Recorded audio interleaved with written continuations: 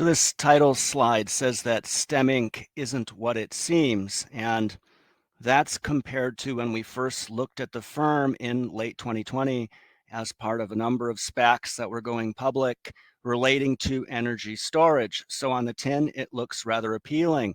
They offer an AI-powered energy storage platform that helps renewable energy producers store energy and utilize it more efficiently, sell it at optimal prices, et cetera. And it uses all this data with AI algorithms to optimize everything and to do it more efficiently. But what we ended up finding was something entirely different. Now, before we get into that, I wanted to talk just a little bit about SPACs. And this gentleman here, a lot of you probably know of him.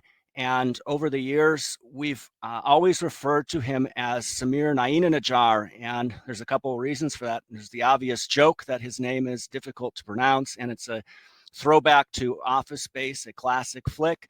But also, we liked using a different name because we were rather critical of what he was proposing to investors. And a lot of times we'll get a cease and desist when people have a lot of money and they think that they can bully us into not saying the things that we believe are true. But this gentleman here is now a billionaire as a result of his SPAC invention. He's considered the father of SPACs, or the Pied Piper of SPACs, as some media outlets say. And his idea was to invest in companies in fields being quote unquote overlooked by other venture capitalists. And we had a major problem with his statement about how the SPAC democratizes access to high growth markets while dismantling the traditional capital market. And this was the sort of sentiment you see expressed among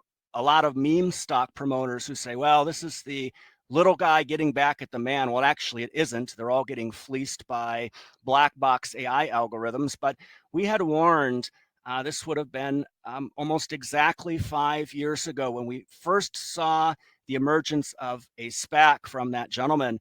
We had said that the IPO route to becoming a publicly traded company serves to protect retail investors because most can't tell the difference between an over-the-counter pump and dump and a legitimate tech stock like Illumina. So when you have an IPO that takes place in a major exchange, it's been vetted by institutional investors and can be considered lower risk than some reverse merger that takes place in the over-the-counter market, and those usually end up in disaster. So if somebody needs to promote a stock to get people to buy it, it's probably not worth buying. Well, over the years, we ended up covering SPACs. I think 3 years after that, we published a piece that I'll link to in the description of this video that specifically talks about the stakeholders involved in a SPAC and why the retail investor will inevitably get the short end of the stick. And that certainly seems to be what happened. There's been more than 400 SPACs that completed their mergers. We've covered 101 disruptive tech stock SPACs. And I went into our tech stock catalog and I filtered on the SPAC field and I quickly looked up some performance numbers. So 68% of the SPACs we've covered have lost 30% of their value or more. 53% or over half have lost half their value. 30% have lost 70% of their value or more. And 7% have lost 90% or more, which means they trade under $1 a share and they could face delisting. So SPACs were not what the retail investor was promised in terms of valuations, and everybody just wanted to get a SPAC complete as opposed to thinking about what a fair valuation might be. So of those SPACs, 18% are trading above the offer price of $10 a share, and one of those is STEM. So we want to take a look at SPACs still to see if there's anything of value to be found amongst these depressed prices. So STEM's glossy SPAC deck promises a lot of exciting things. So you can see the three components they've mentioned here: hardware and network integration with lower margins there between 10 to 30%, software margins around 80%, and this market participation element around 80% gross margin as well. So we certainly love high margin software as a service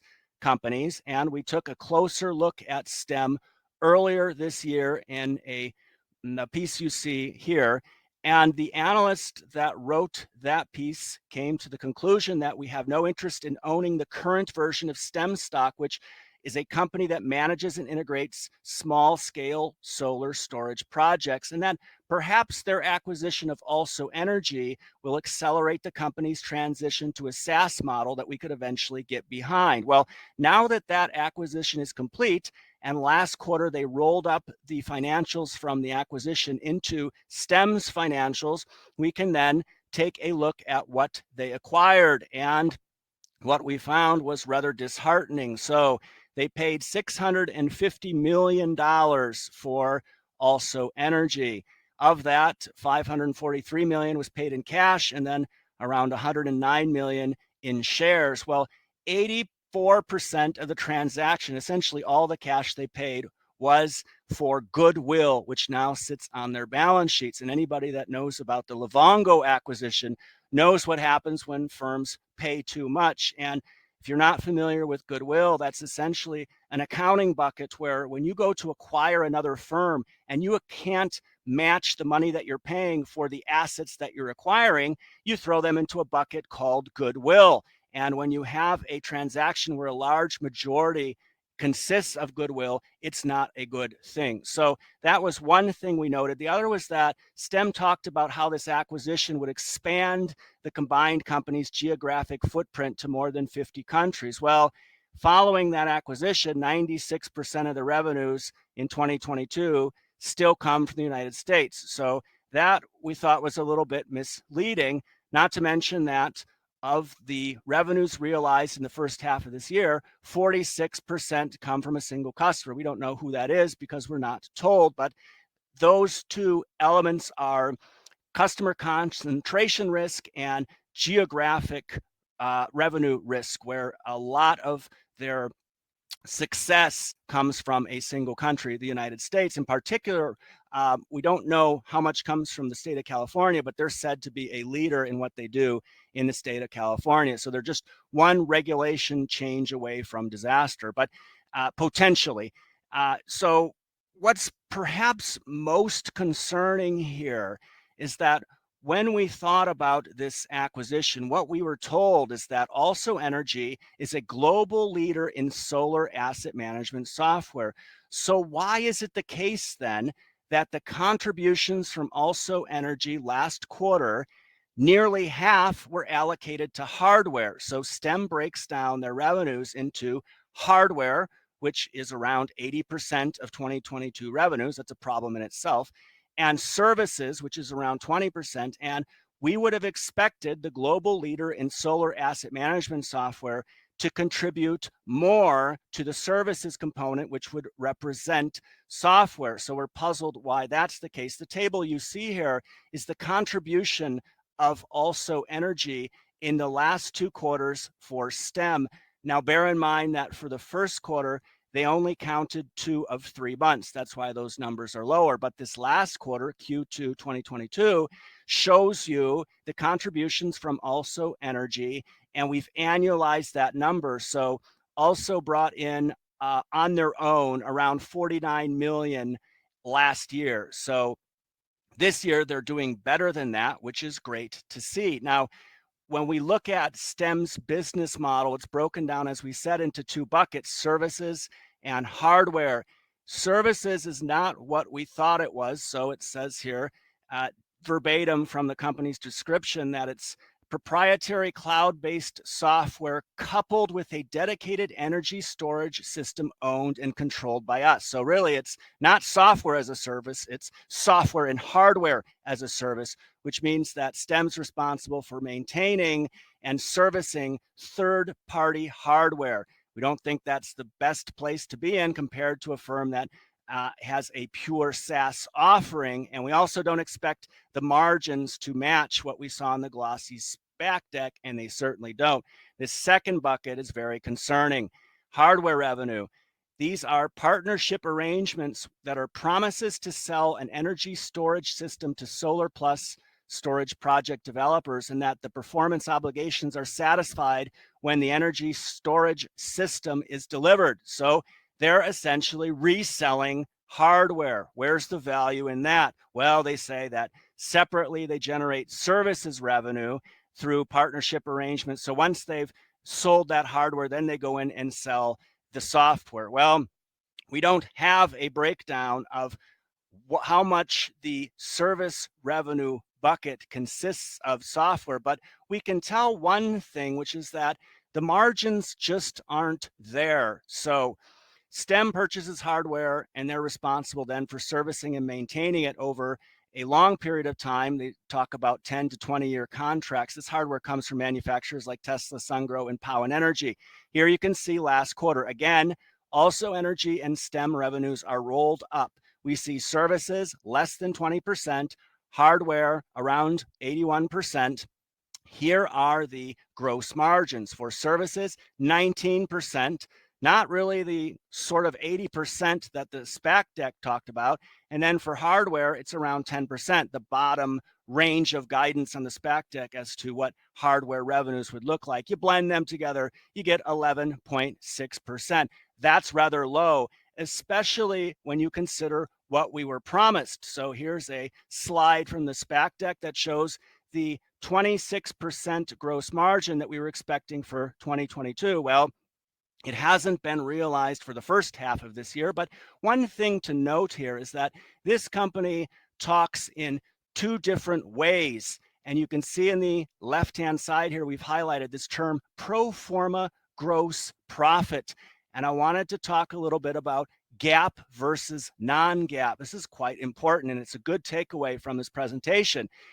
GAAP, and this is from Investopedia, said very succinctly, is the U.S. financial reporting standard for public companies, whereas non-GAAP is not. So non-GAAP is where a company goes and excludes certain variables from their financials that may reflect a better picture or a more accurate picture of what's going on. So 95% of S&P 500 firms provide both GAAP and non-GAAP. And of course, the SEC has some concerns that CFOs and investor relation folks love these non-GAAP measures because they tell a better story. We look at GAAP. So in our tech stock catalog and all the data and everything that we aggregate, the analysis that we do, we stick to GAAP. And our view is that if a firm makes a statement in public that more favorably reflects their financial health using non-GAAP numbers, they should state that. So when AlsoEnergy was said, STEM said that they generated approximately 49 million, as we said, in 2020. Actually, earlier I had mentioned that the 49 million was from 2021, so it was actually from 2020. So the growth then has been minimal through 2021. But you see here where they talk about this 60% gross margin from AlsoEnergy.